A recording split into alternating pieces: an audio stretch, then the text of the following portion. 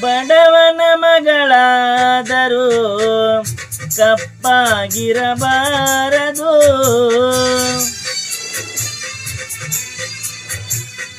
ಬಡವನ ಮಗಳಾದರೂ ಕಪ್ಪಾಗಿರಬಾರದು.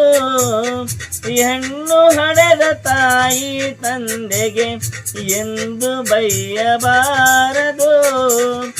ಹಣದಾಸೆ ಗುಣದವನ ಹಣದಾಸೆ ಗುಣದವನ ಹೆಂಡತಿಯಾಗಬಾರದು.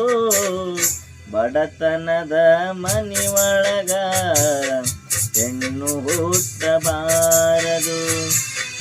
ಬಡತನದ ಮನಿಯೊಳಗ ಹೆಣ್ಣು ಹುಟ್ಟಬಾರದು.